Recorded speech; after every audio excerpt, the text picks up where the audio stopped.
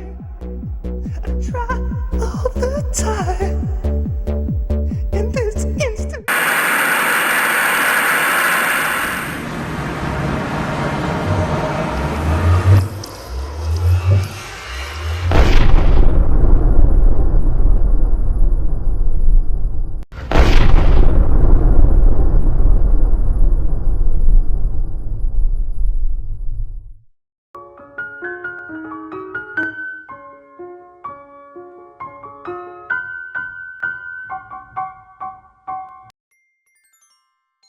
Special effects, often abbreviated as SFX or simply FX, are illusions or visual tricks used in film, television, theater, video games, and simulator industries to simulate the imagined events in a world or virtual world.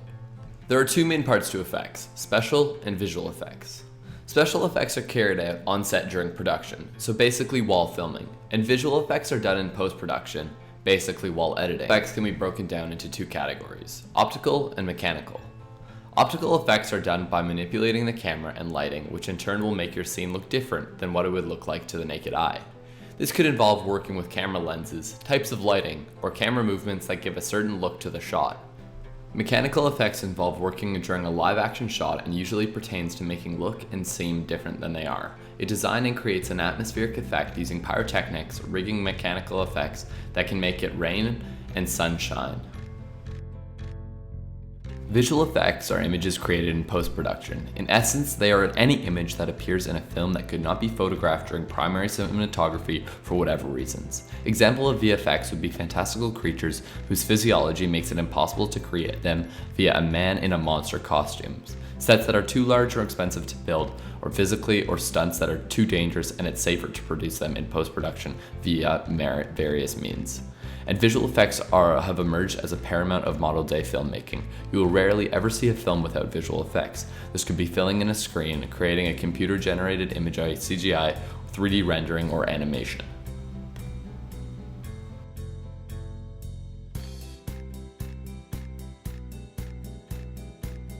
Pioneered by comic illustrators and featured characters from popular comic strips of the time, sketch artist Winsor McCay created Gertie the Dinosaur in 1914, which is known as the first successful animated cartoon. Made using single-frame method, single images were projected at a high volume of frames per second, and innovation in animation techniques continued to develop in shorts until the first feature-length animated film, Walt Disney's Snow White and the Seven Dwarfs, was released on December 21, 1937. An essential part of many films produced before the CGI era were matte paintings. Matte paintings were actual projections or paintings placed behind foreground objects to trick audiences into believing the actors were in different locations.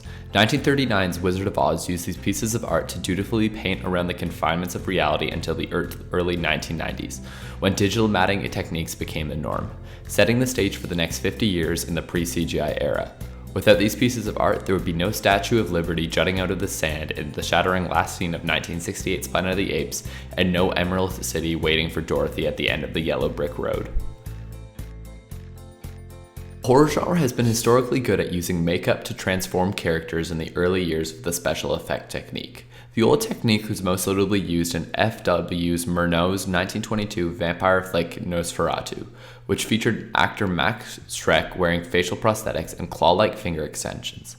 The first film to win the Academy Award for Best Makeup, moving forward into 1981's horror comedy An American Werewolf in London, was praised for its gritty metamorphosis of a man into a wolf, which notably isn't hidden by shadows or any strategically placed woodland brush, and instead prosthetics and robotic limbs were created by FX makeup genius Rick Baker, who had previously worked on The Exorcist in 1973 and the 1976 remake of King Kong. Since Disney's first major movies came around in the late 1930s, its animators had gone on to perfect the hand-drawn film. Then came in 1995 when the company released Toy Story, the first feature-length animated film to be created entirely with computer graphic imagery, a joint project with the animation studio Pixar.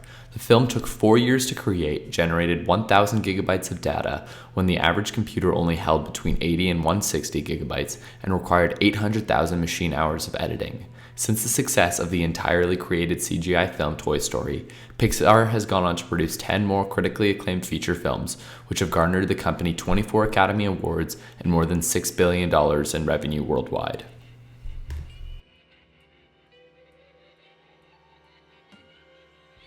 In Peter Jackson's Lord of the Rings trilogy of 2001 to 2003, Gollum became easily one of the most memorable creatures of all time through the special effect technique of motion capture. Through the precious success being of the digitally created by director Peter Jackson's FX team, Gollum's performance was driven by actor Andy Serkis donning a specially created motion capture suit. Gollum was digitally created by using 13 cameras pointing at different sensors attached to Serkis's costume. These sensors produced a 3D image of Serkis's movements, allowing animators to create a more realistic moving character. This technique has now been commonly adapted into the industry and has created again Andy Serkis's Caesar in 2011's Rise of the Planet of the Apes and Mark Ruffalo's Hulk in the 2012 Avengers.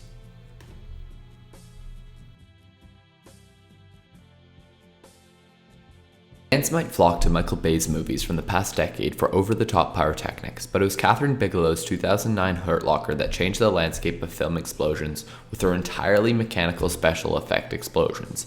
Using the high-speed Phantom camera, Bigelow's team was able to break down every detail of the IED explosion with the device's 2,000 frames per second capability. With the HD footage slowed, the audience is able to focus on any detail of the seconds-long explosions, bringing up the much-celebrated degree of authenticity to the film. Later with George Miller's 2015 Mad Max Fury Road, donning a very similar all-real approach to the mayhem that satisfies both the filmmakers in the industry and the audience alike, with it grossing $378 million at the box office and receiving multiple Oscar nods and wins.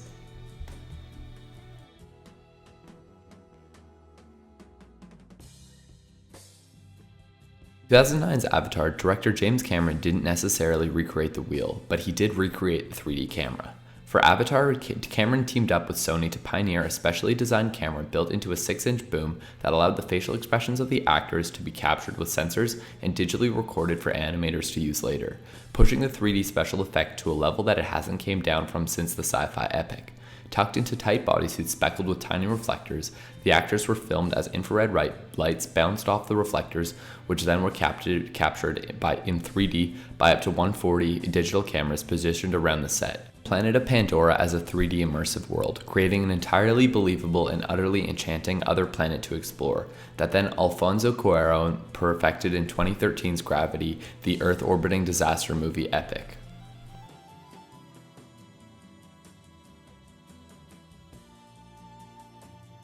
It's often considered the holy grail of visual effects, to make a photorealistic and believable human performance digitally. Hollywood has had several successes in the past. The almost invisible digital Paul Walker in Furious 7 is one example, after his passing in 2013 before finishing production. But making CG humans is hard. But for several years, digi-doubles have existed to help with stunts and impossible shots. But in terms of close-up emotional performances, we might not be able to get there quite yet. Luckily, several human technologies are coming together and have been for some time to make digital humans more possible and more palatable. These include technologies such as high-fidelity facial and performance capture, body, face, and eye scanning and relighting techniques, rendering muscle and skin simulation, and even just a greater understanding of the underlying movements behind human motion. And there are artistic and technological breakthroughs too, and the use of the digital makeup on real actors to use smooth blemishes, make them look younger, older, or like someone or something else. The recent efforts in making a skinny Steve into a 2011 Captain America and a younger Michael Douglas in 2015 Ant-Man are standout examples. Innovation will always be driven by creative expression, and with more and more effects becoming accessible moving forward into the future, the ways that creators tell stories around the world will change as time passes, and more opportunities will appear to push the ways that we communicate moving forward in the world.